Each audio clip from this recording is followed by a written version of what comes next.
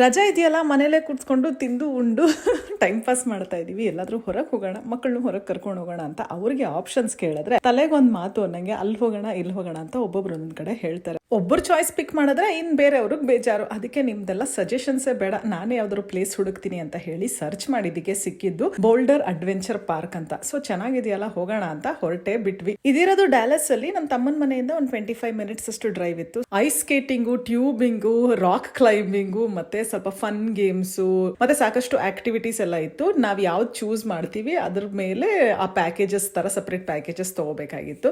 So ನಾವು ಹೊರಟ್ವಿ, ice skating ಎಲ್ಲ ಮಾಡಿದ್ವಿ. ಉನ್ನತಿಗೆ ಆಲ್ರೆಡಿ ಒಂದ್ ಸ್ವಲ್ಪ ಪ್ರಾಕ್ಟೀಸ್ ಆಗಿತ್ತಲ್ಲ, ರೀಸೆಂಟ್ ಆಗಿ ಮಾಲ್ಗೆ ಹೋಗಿ ಮಾಡಿದ್ದು. ಸೊ ಅವಳು ಸ್ವಲ್ಪ ಎಕ್ಸ್ಪರ್ಟೇ ಆಗ್ಬಿಟ್ಟಿದ್ಲು. ಎಲ್ಲಾರು ಟ್ರೈ ಮಾಡಿದ್ವಿ, ಸಖತ್ ಮಜಾ ಮಾಡಿದ್ವಿ. ಹಾಗೇನೆ ಬಾಲ್ ಪಿಟ್ಟಲ್ಲೆಲ್ಲ ಕುಣಿದು ಕುಪ್ಪಳಿಸಿ ಎಲ್ಲರೂ ಸ್ವಲ್ಪ ಟಯರ್ಡ್ ಆಗೋವರೆಗೂ ಚೆನ್ನಾಗಿ ಆಟ ಆಡಿದೀವಿ. ಬೆಳಗ್ಗೆ ಶಾವಿಗೆ ಬಾತು, ಮಧ್ಯಾಹ್ನ ಬಿಸಿಬೇಳೆ ಬಾತು, ಮತ್ತೆ ಬರ್ತಾ ಆನ್ ದ ವೇಲಿ ಡೋನಟ್ಸ್ ಮತ್ತೆ ಐಸ್ ಕ್ರೀಮ್ ಎಲ್ಲ ಮಕ್ಕಳು ತಿಂದು ಬಂದಿದ್ರು. ತಿಂದಿದ್ದೆಲ್ಲ ಡೈಜೆಸ್ಟ್ ಆಗುವಷ್ಟು ಆಕ್ಟಿವಿಟೀಸ್ ಆಗೋಗಿತ್ತು. ಸೊ ಇನ್ನ ಡಿನ್ನರ್ಗೆ ಹೊರಗಡೆ ಹೋಗೋಣ ಅಂತ ಉತ್ಸವ ಮತ್ತು ಉನ್ನತಿಯ ಫೇವರೇಟ್ ರೆಸ್ಟೋರೆಂಟ್ ಆಲಿವ್ ಗಾರ್ಡನ್ಗೆ ಹೋದ್ವಿ. Pasta, pizza, fries, soup, bread stick ಅಂತೆಲ್ಲ ತಗೊಂಡ್ರು. ಕೊನೆಗೆ ಡೆಸರ್ಟ್ ತಿನ್ಬೇಕಲ್ಲ, ಅದಕ್ಕೊಂದು ಐಡಿಯಾ ಮಕ್ಕಳದು. ಇಲ್ಲಿನ ಸಾಕಷ್ಟು ರೆಸ್ಟೋರೆಂಟ್ಗಳಲ್ಲಿ ನಿಮ್ಮ ಬರ್ತ್ಡೇ ಇದೆ ಅಂದ್ರೆ ಒಂದು ಫ್ರೀ ಡೆಸರ್ಟ್ ಕೊಡ್ತಾರೆ. ನಾವು ಆ ಡೆಸರ್ಟ್ ಎಲ್ಲ ಬೇಡ, ಬೆಳಗ್ಗೆಯಿಂದ ಸಖತ್ತು ಸ್ವೀಟ್ ಟ್ರೀಟ್ಸ್ ಆಗಿದೆ ಅಂತ ಹೇಳಿದಕ್ಕೆ ಫ್ರೀಯಾಗಿ ನಾವು ತಗೊಂಡ್ಬಿಡ್ತೀವಿ ಅಂತ ಹೇಳಿ, ನಮ್ ಬರ್ತ್ಡೇ ಇದೆ ಅಂತ ಹೇಳಿ ಒಂದು ಫ್ರೀ ಡೆಸರ್ಟ್ ತಗೊಂಡ್ರು.